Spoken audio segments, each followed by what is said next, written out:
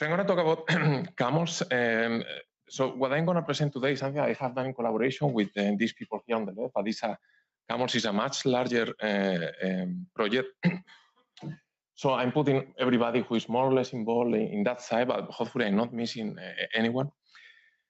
So let me quickly go into what exactly is camels. So camels start for cosmology and astrophysics. With machine learning simulations. So it's a very large suite of thousands of cosmological simulations. Half of them are traditional embodied, so nothing in particular. The other half are state-of-the-art magneto-hydrodynamical simulations. From the very, very beginning, we know that we should not trust any simulation per se. So that's the reason why we have run the simulation with two completely different codes. So on one side, we have run simulation with the AREPO code, and other kind of simulation are run with the Gizmo code, which are two completely different ways to solve the hydrodynamical equations. Also, this model use completely different subgrid models, like the Illustris CNG on one side and the SIMBA on the other side. So in this simulation, we vary 6 parameters, 2 for cosmology, omega matter, and sigma A, that we believe that are the most important ones, and then 4 for astrophysics, like 2 that control supernova feedback, another 2 that control AEN feedback. And we vary these parameters within a crazy range. So, for cosmology, we go from 0.1 to 0.5 for omega matter, but also for these astrophysical parameters, they can really go really crazy. So I think the most important thing is that we have thousands of different cosmologies and also thousands of different astrophysical models. And as you can imagine, this has been really designed to do machine learning. So I have presented this slide in many places. So I think the first time that I showed this was like 2 years ago, more or less exactly, where I was about to leave CCA. Now that I'm going to leave Princeton, let me show you again. So this is what we are trying to do. So we have thousands of different cosmological models. This is an embodied simulation that we call the Quixote, where this is the largest set in terms of volume or volume in parameter space. And yeah, I mean, the universe is kind of only at ratio 0 we cover a larger volume than the entire volume of the universe. This simulation has lower resolution, as you can imagine, otherwise will be impossible to do this. So our idea will be to now increase the resolution of this simulation using this super resolution. So this is something that I did, but also Ingley independently did. So the idea will be to basically go all the way down to 10 to the 9 solar masses. So you will have gigaparsec boxes resolving 10 to the 9 dark matter halos with thousands of different cosmologies. And then once you got there, you can use these camels where you have thousands of different astrophysical models, and you can do the mapping from embodied to hydro. And this is basically the way that we are going to produce millions of, let's say, gigaparsec boxes with full hydro with thousands of different cosmologies, but also different astrophysical models. Once we have this, like many years from now, you can produce mock observations, and then you can do this likelihood free inference that I'm going to be talking later, and you can basically extract. I mean, we'll see, but I believe this is really going to be all the information. And we're not considering one single field. You can do this for all the fields that you can imagine: 21 centimeter, CMB, KSC, anything. So let me start with a few of the projects. So this is a project that has been led by Helen Shaw. So Helen is a second year, is going to now start as a second year, undergraduate student at Princeton. So what we have been doing is something very simple, is that we take this camel simulation, and in every simulation, you have a galaxy catalogs, and then you can take like different properties of this thing, like the gas mass of your galaxy, the stellar mass, the black hole mass, and all these things. And we are trying to predict basically what is the total mass of that subhalo. And she trained a very simple neural net doing hyperparameter optimization, all these things, and this is what we get, right? So this is the typical plot where you show the truth versus the prediction. And as you can see, it works amazingly well. But I would say until now, really, there is nothing in particular. What is really impressive here is that now with this model, this model has been trained, you test this model using the Illustris TNG simulation that has a different volume, different resolution, and it works almost as well as this. You test this on the Illustris TNG 300, and it works. You test this using this Simba simulation with thousands of different cosmologies, thousands of different astrophysical models, it works.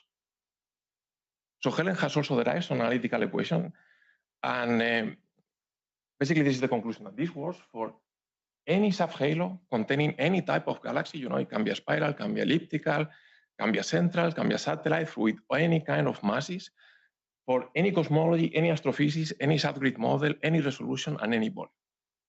So that's why we believe that we have really found a universal relation. And this is the first time, for doing machine learning many years, that I have seen something extrapolating so well as this. I have never seen this.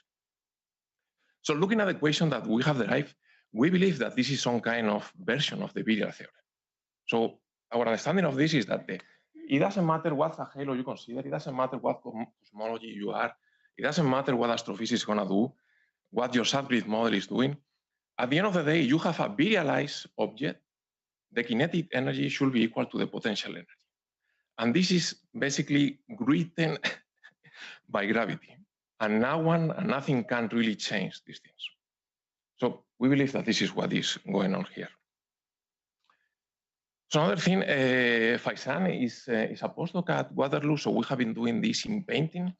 So the idea here is that you have these maps, these are temperature maps, with different cosmologies, different astrophysics, and then you put some mass here.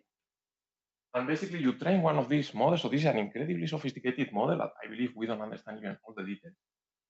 And this is what you get. So when the mass is very big, you can see you recover, but it still is not working very well. But when you have something like this, it works beautifully well. And we are able to recover the power spectrum all the way to K, I think, of 30 or something like that, with a 5% accuracy. And I don't know if in real surveys this is what you have. I think you should be a disaster to have something like that, but maybe this is what happens. So, and this works for any cosmology and any astrophysics. We have thousands of them. Also, I think a very impressive thing. Just mentioning other things, I think Jay yesterday mentioned the YN relation. I think Andrina is going to give you a talk about what she has been doing with FRBs. I think Sultan, you are also talking about the H1 flow. I think Michael, you are going to be talking about the wavelength stuff. Will, Lyman Alpha, so if you talk to him about this, I think Eraf now is working with anomalies, and I think Ana Maria is also doing something with FBAR. So let me go to something that is the one that I've been leading, that is, can we use machine learning to marginalize our baryonic effects at the field level, but also to extract all the information from the field? So what you can see here, these are gas temperature maps from these common simulations. Every image here has a different cosmology, has a different astrophysics. These images only have 25 by 25 megaparsecs, so these are incredibly small. And the resolution is also 100 kiloparsec. And as you can imagine, these images are incredibly contaminated by astrophysical effects. So the question is, can I still train a CNN to extract cosmology from this image? So yes, the answer is yes. So this is what we get. So for instance, take a look at this panel. Take a look at this plot for this point. So this represents an image of one of these, the one that I show you from the test set, of course. And this is the mean of the posterior, and this error bar represents the standard deviation of the posterior, without making any assumption about the posterior or anything. And you can see the closer that you are to the black line, it means that you are able to recover the true value. It works, right? And we are able to get omega mater and sigma with a few percent accuracy. This is extracting information from these fields and marginalizing our baryonic effects. And you can do the same exercise for other fields. And we have done this for all the fields that more or less I have time to do. So this is the gas mass, dark matter mass, stellar mass, gas velocity, dark matter velocity, neutral hydrogen, gas metallicity, gas temperature. I don't remember. This is metallicity, magnetic fields, and even this thing. So this super weird thing is basically the ratio between the magnesium and the hydrogen. But for some reason, Shai Genel told me to take a look at this. And even if you train a CNN on this, it's still able to determine the value of the cosmological parameters, which is something that still I'm not really sure how is this possible. This is very quickly. Basically, this shows, how well you can constrain the value of the parameters for all the different fields. And the best one are the total density field, neutral hydrogen. The most important thing that I would like to emphasize here is that you don't have to do this with a single field. You can take all the fields together, and you can train a CNN using all of them and extract information from every single field, but also from all the cross correlation between them, and marginalize all baryonic effects at the field level. And if you do this, you are even able to do better than an n-body simulation. An n-body simulation is not affected by baryonic effects. With this thing, you can even get better constraints. This is a super important point that I would like to raise, is that all the things that I have been showing is what happens when you train your network using Illustris TNG simulation and you test on Illustris TNG. Now with this network train, you put these Simba maps, and this is what you get. So what you can see is that now it doesn't work at all. This is like a disaster. And we are not sure what is this. So one possibility, this should be a movie. Yeah. One possibility will be that these two simulations are so incredibly different, even when we vary the parameters in such a incredibly range in parameter space, that they are still different. So for instance, what we have done is to run the same simulation with the same initial conditions using two codes, the Illustris TNG and the Simba. And this shows, for instance, the dark matter field, Illustris TNG and Simba. This is the gas density. You can see that things more or less look similar, but now if you look at the gas temperature, you can see that this is not very similar at all. So it could be that these simulations are intrinsically so different. Not everything is bad news. The amazing news, I will say, is that when you do this for the total matter density field, so something like a proxy for weak lensing, it works.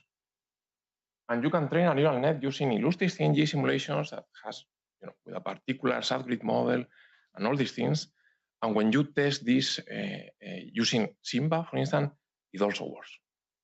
So we're really talking about extracting information from the field, marginalizing over baryonic effects. In this case, I'm going to K of 30. I have even pushed this to K of 300. It still works.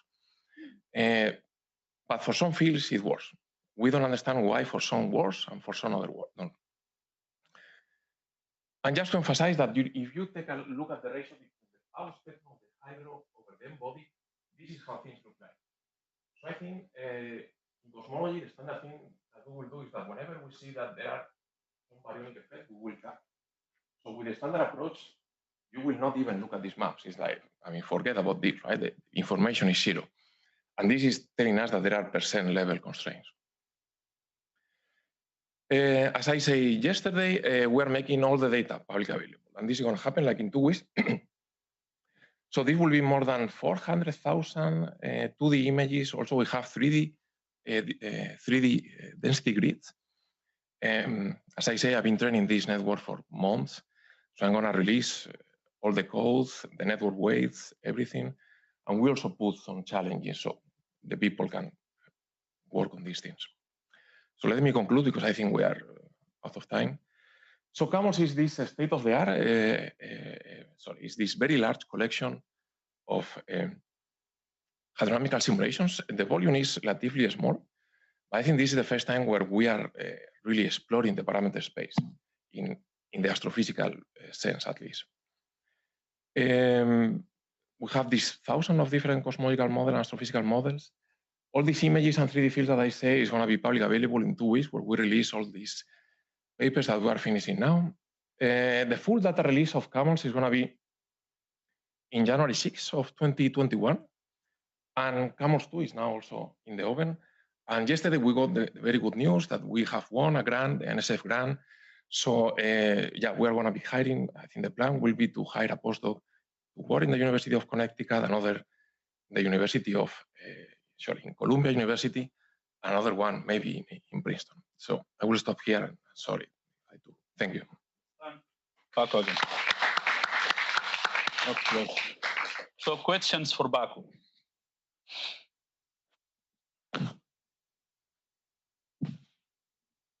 Hi. So I have a quick question. So the likely free inference should be marginalizing over all the different parameter space, and it's hard. Obviously, I'm surprised that for any parameter space, it just if you train in one simulation, you just cannot match the others, or for the other simulation. Oh, you mean for this thing? Yeah. So when you train on one simulation and testing on the other thing, if you actually marginalizing over or the parameter space, shouldn't? Yeah, we're marginalizing over the parameter space, over the parameters of the illustrious TNG model. Mm-hmm. But this embodies a completely different model with other completely different parameters. Mm-hmm. It's not that clear to us that these really overlap. Mm-hmm. Or there is a second possibility that maybe the network is learning some numerical artifacts that we know that are always there. Mm-hmm. And in this case, it's not sure. So I think Will and also Chirac are also exploring different ways to tackle this. No, that's okay. Yes, so maybe to give a bit of kind of content information, with World we've been trying some stuff, and in particular, for example, by doing something very similar to what you're doing, I can regress out marginalized over cosmological and astrophysical constants, which simulation it comes from, with like 90+% accuracy. So if you just run CNN, you can tell where they came from, illustrious CNG or Simba, very easily. So there's differences, and in some of the spectra, we can also pick up differences. So maybe one question will be, can we somehow make them similar in some sense and avoid these issues? That would be great. And we should talk later. Questions? Go ahead.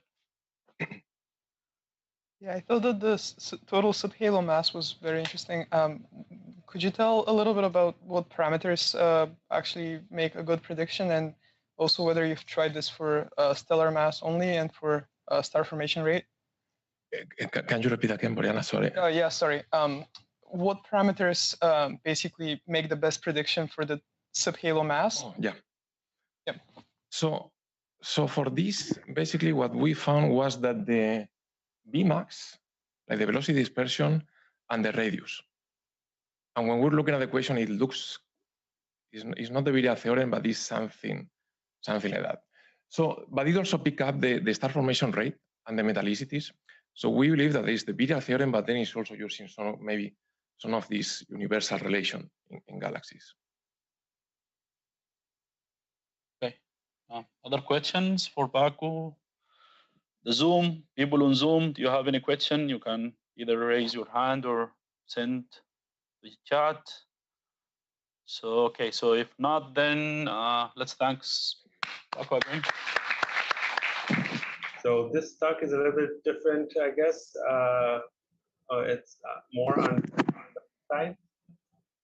So I'm going to talk about building deep models for signals on a sphere.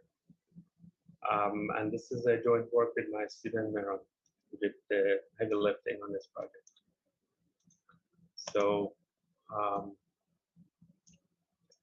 So yeah, the motivation for being able to build deep models that operate on a spherical data comes from the type of data that we get when we look at the sky, or we want to represent signal on the surface of the Earth. And I guess more recently, there are also applications in vision involving 360 cameras. But more related to the topic of this workshop is the application in astronomy, where we know, different modalities of the astronomical data could be mapped to the surface of the sphere. And so here I'm trying to pitch a model for deep learning on a spherical data for those of you who actually have this type of data, and you want to apply some sort of learning. So the usual choice of pixelization for spherical data is the Hilpix. That's what this is the usual choice for astronomy is Hilpix. So this is basically a pixelization of this polyhedron. this polyhedron is not very symmetric, so I'm not sure historically what was the reason to use hill picks, but this polyhedron, you can move any face of this polyhedron to the other face through a symmetry transformation, but you can't move any vertex to the other vertex. Like this vertex has three edges adjacent to it, but this one has 4 edges. So it means it's not it's not vertex transitive. The most symmetric polyhedra that make a good candidate for representing the spherical signal are the Platonic solids. These are vertex, edge, and face transitive, and you see 3 of them here, 5 of them. So how do we pixelize them? We basically start with the solid itself, then we subdivide each face into smaller faces, and then we project those to the surface of the sphere. Project these new nodes to the surface of the enclosing the sphere. And if we just repeat this process recursively, we get a pixelization that looks very much like the sphere. So now, the model that I'm going to talk about is going to be on pixelizations of Platonic solid, but the same idea could be applied in principle to hill picks. The same sort of symmetries that we look at could be generalized to the hill picks as well. Okay, so the symmetries of these Platonic solids are well known. If you look at these, even just visually, you could see that you can move any node to any other node through a rotation or reflection, and these rotations and reflections are subgroup of the SO3, the symmetries of this sphere. But unfortunately, when we start pixelizing these faces, this pixelization doesn't refine the symmetry, doesn't bring it closer to SO3. In a more technical term, we don't get a bigger subgroup of SO3 when we pixelize the sphere. So this means that this is a problem, because in order to design these deep networks that operate on a spherical signal, we need to know the symmetries of these pixelized spheres. So our solution to this is to approximate the symmetry.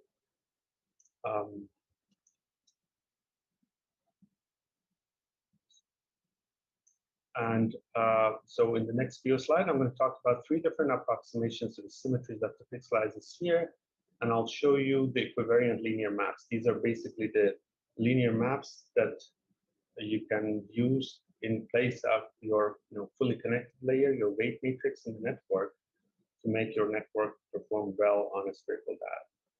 And as we see, we get very good results, state-of-the-art, using these equivariant linear maps in our deep networks. So here's the first take. So the idea is to model the symmetries of this, this pixelization of the cube as an example, as a set of symmetric faces, where each face has translation and rotation symmetry. So we have set a structure, and inside that set we have a translation and rotation of each face. So this can be seen as a hierarchy of symmetry, because set itself has this invariant to permutations, right? And we have the symmetries of each face. And previously we've shown how to build a model for when we have a hierarchy of symmetry. And so we can use that model here. If you're curious what the equivariant linear map looks like, this is the equivariant linear map for one face. This is equivariant to translation and rotation, meaning that if you rotate or translate the input signal, what would happen is the output will also get translated and rotated. And then when we want to build a model for a hierarchy of symmetry, we put copies of this equivariant linear map on the diagonal. So we get this block diagonal matrix, and this is now equivariant to this hierarchy of symmetry that we built. So we have 6 copies because we have 6 faces here. So this can represent the entire signal on this pixelized cube. So this model is closely related to gauge equivariant CNN, the model that was presented as icosahedral CNN in Cohen et al. If we ignore the padding in that model, I'm going to quickly talk about padding as well. So the second take is to not to model this as a set, but instead replace set structure with the symmetries of the solid itself. That is, you can't just do arbitrary shuffling of the faces. You can only do the shufflings that are consistent with the rotation or reflection. If we do that, we get this model. Still, we have the block diagonal form, but we have off diagonals a set of untied parameters. So these are not tied together. Sorry, these are tied together, the same colors. So because we're restricting the symmetries of this approximation of the symmetries of the sphere, we're getting more parameters basically for our feed-forward leg. Third take is going to further restrict this set of symmetries that we work with by noticing that you can't independently rotate the solid and rotate each face. Basically, the rotation of the solid dictates the rotation of the face. And so we need to have this constraint built into the symmetry that we're creating. And for that, to formalize this, we use an idea in permutation group theory called systems of blocks. I'm not going to go into it, but it basically gives us a generalization of the notion of a hierarchy where we have interactions between different levels of the hierarchy. So this allows us to build a model that makes this diagram commute, meaning that if you have a signal on a sphere that looks like this, we do a rotation of the sphere, in this case, counterclockwise, and we apply this linear map to get some feature maps here, and we apply the linear map here. This one can be transformed again through rotation and translation to produce this one. If you're curious what the linear map looks like, it's again a parameter sharing map. It looks like this. Again, we have the copies, but we have more set of untied parameters of that. So in addition to this, we also talked about a padding procedure where each face is padded with the features from neighboring faces. And this needs to be done in a way that is consistent with the global symmetry of the solid. So this is closely, again, the idea is similar to the padding that is done for gauge equivariant CNNs, but this is now dictated by the global symmetry. Okay, so how does this work in practice? We did this pixelization for different solids, tetrahedron, cube, octahedron, and icosahedron. In each case, we get a pixelization of the sphere. We project MNIST digits. The data set is called the spherical MNIST, and the goal is to classify these digits. And what we're comparing here is comparing the performance of the three models that I just talked about, the different notions of symmetry. One using set, the other one using the other one is using symmetries of the solid, and the other one is using the block system, the more constrained. And you see that performance improves with each refinement of the symmetry. How we compare to state of the art? This for a spherical MNIST, we're comparable. We're here down here. This is for the pixelization of the cube. If we go to bigger data sets now, we significantly outperform other methods. This is a 360 camera image segmentation, where we have a bigger, more refined pixelization of the sphere, and we give a significant improvement. The same is true if we look at climate data. This is signal on the surface of the Earth. Task is again segmentation of this image. And again, we get significant improvement over state of the art.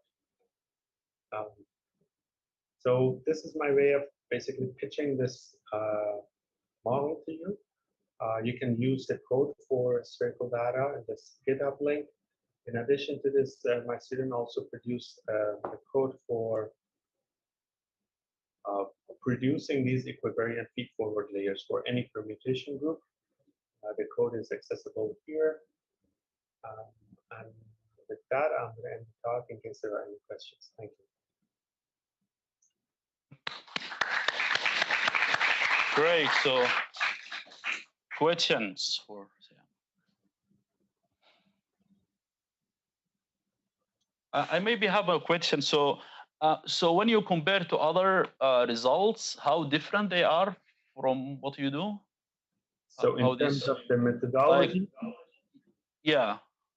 Well, there are. So the closest one is the icosahedral CNN that I told you about during the talk. This is this one.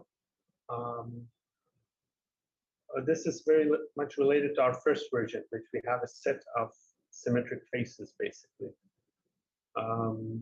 The other ones are different, like some of them use spherical harmonics, some use graphs to represent grids on the surface of the sphere. So there are very different methods. And in recent years, over since 2018, first figure here, there have been a whole lot of papers trying to address this. And yeah, so in the MNIST also they are different, like when you compare things to them, because MNIST is not spherical, right? No. MNIST itself is not a spherical, but we do projection of the MNIST to the surface of the sphere, right? So we're taking and projecting to the surface. This is a letter 4. It's projected to the surface of the sphere, and we're looking at different pixelizations of that sphere in this case. This result is for basically a spherical MNIST as well. In this case, we're comparing to other methods. This was the comparison between different versions of these approximate symmetries of the sphere that I talked about, and we see that the better approximations give us better results. And this is now the comparison to the. So when you do the projection on MNIST, then you plug that into a CNN or something to get the classification, or? So this is so when we project the MNIST to the surface of the sphere, now we can give this to our models, right? I see. Our model basically can take the signal that is on this, so you can attach a signal to any pixel here, to any pixel in any pixelization you wish. You can attach a signal. It could be a vector, it could be a scalar, it could be any structure you like on each pixel. And now you want to predict something. If you want to either predict something for the entire sphere, for CMB data, I don't know, you want to predict a specific parameter, or you want to do some sort of segmentation, you want to do noise removal, for example. These are all possible applications that you can do using these models. They're just replacing your CNN layer with a layer that looks like the one that I showed you. Saying instead of a convolution layer, use this layer that is as if you have a convolution for a sphere. I see, and you have the code available to project any maps to spherical. Yeah, the code is great. Right. So okay, Kate. Yeah, thank you. Okay, thanks for the talk. I was wondering if this works when you have missing data, like I'm thinking of galaxy surveys where you only have coverage of part of the sphere.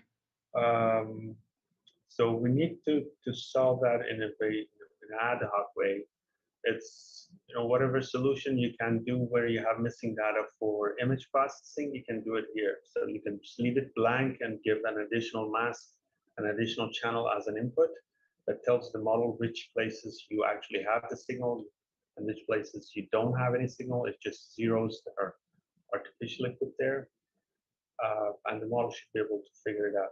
The downside is that now you're paying for the cost of processing for the entire map, although you might have only a small portion of that. I see. Thank you. Okay, so we have a question on Zoom. Francois?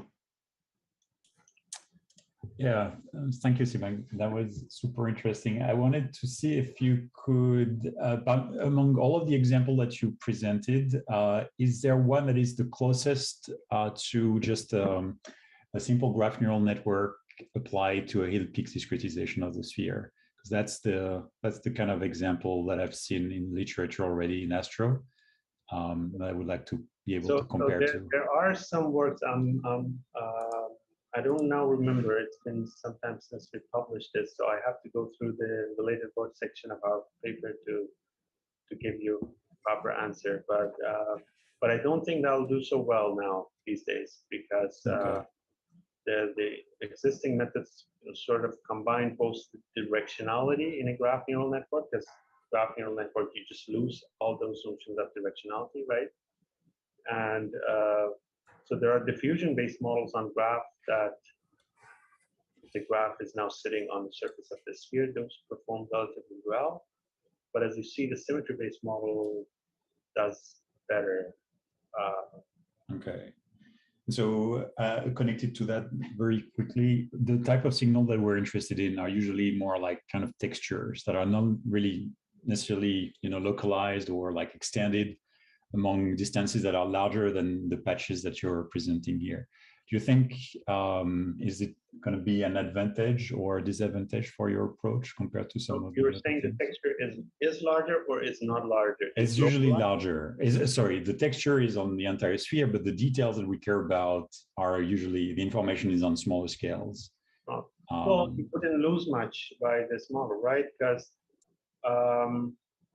so what you could do is that in that case, if you really care about the local structures, you can simply do the projection. So we notice that the way you do the projection does matter a lot. So if you simply just do the projection, right, and do the ConvNet, ordinary ConvNet on projected values, it already does really well, if you don't have globalist structures. If you have globalist structures, then you need these additional parts of the model that basically let these different faces talk to each other.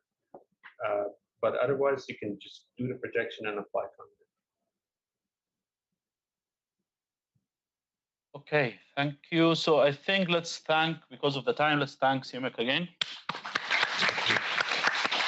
Good morning, everyone. My name is Nirav, and I'm a second-year PhD student at Michigan Tech.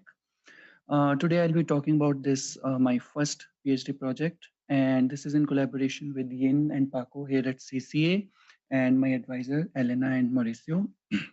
So what we have done in this project is we have mapped from LPT simulations to N-body simulations using convolutional neural networks.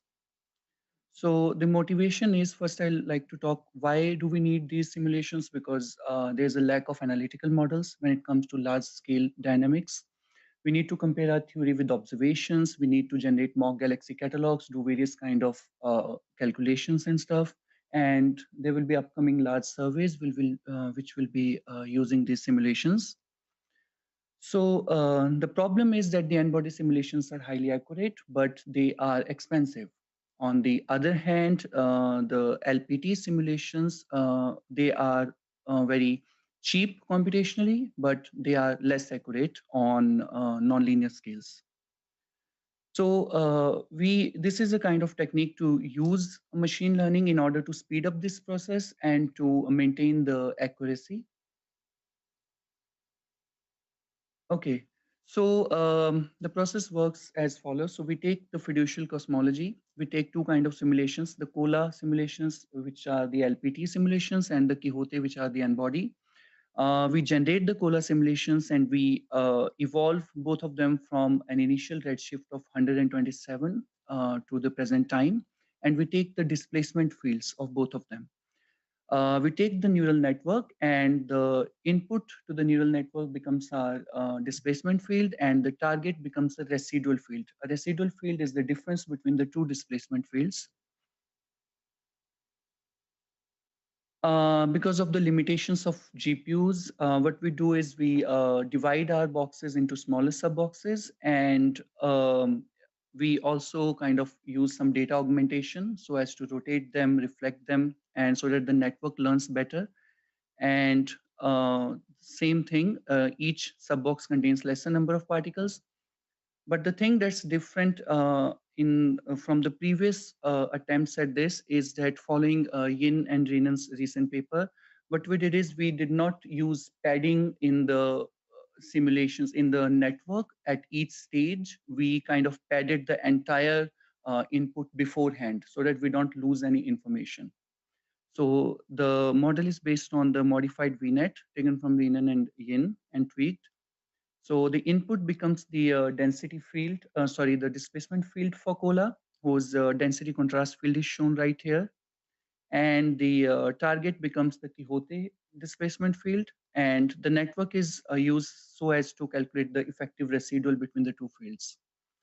And the output is shown right here. And we use the standard MSC loss. And we use we combine two kind of losses so as to calculate the Lagrangian and Eulerian loss with the logarithmic function. And so here are the results of the project. So this is the power spectrum right here, and the green curve shows you the Zeldovich approximation. So we have also used for a comparison a mapping from Zeldovich to N-body, which people have worked before. So green is the Zeldovich one and blue is the COLA. And you can see that the results are so good, even in going from Zeldovich to N-body as well as COLA to N-body, that they nearly overlap even on the very nonlinear scales. And in order to quantify it better, because the curves are overlapping, I'll show the transfer function right here. So this is the transfer function. The pink curve is, you can think of it going from green to the red one. So red one is our target, the N-body. And the blue one is the COLA simulations, the LPT one. And the black one are our results. So as you can see that the accuracy up to the k equal to 1 is roughly 0.1%, which is 10 times more than the previous benchmarks. And there are some fluctuations when you compare from Zeldovich, because the model is the same, but the parameters are highly tweaked. And this is a plot of cross correlations. And you can see that the black curve gives us a lower cross correlation. So this plot on the right explains, determines the amount of unexplained variance between the two fields. So going from COLA to N-body gives us way better results than going from Zeldovich to N-body. And this is a plot of bispectrum. Again, you can see that COLA is nearer. So it will give us better results. But if we see at the ratio plots of bispectrum, it's less fluctuating than Zeldovich itself. So going from blue to the black one gives us a better accuracy. And accuracy in this case is also roughly 0.5%.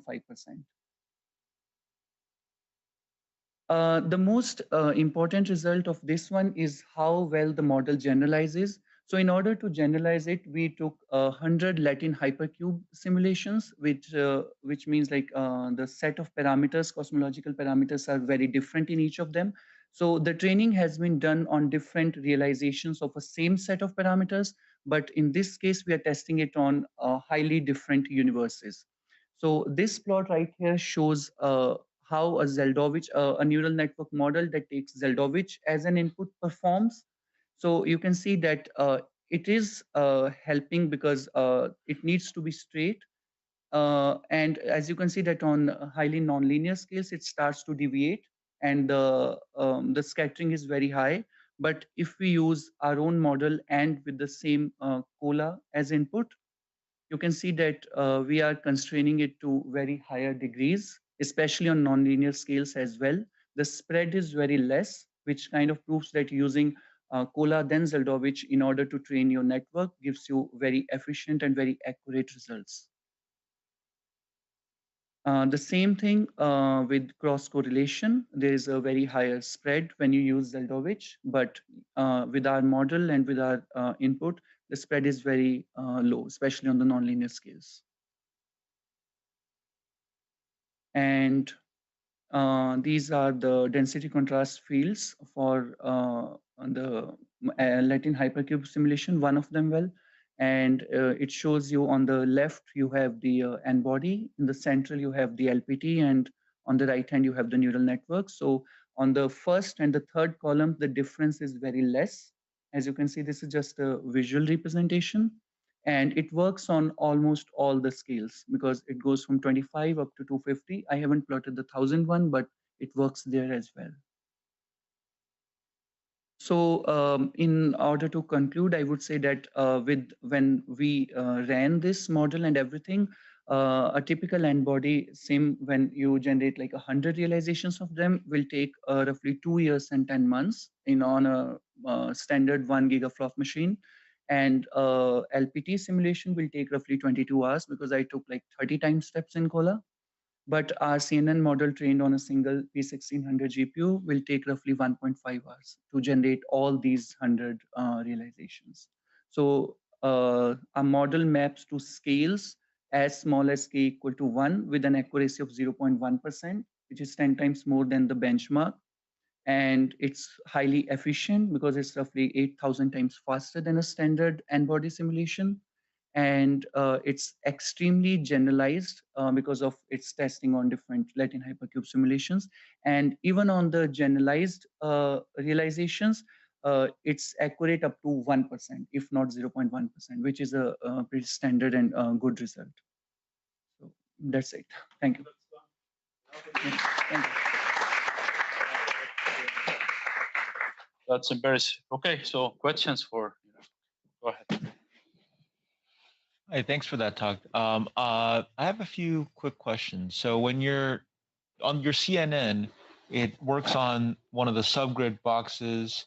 So for these larger volumes, are you splitting them into subgrids and then applying the CNN, then stitching them back together? Yes, exactly. Yes. I see. But we have to take care of the periodicity. So what we do is like we take a big box, like 1,000 megaparsecs, and we divide it into 125 megaparsecs smaller ones, and we feed all of them together.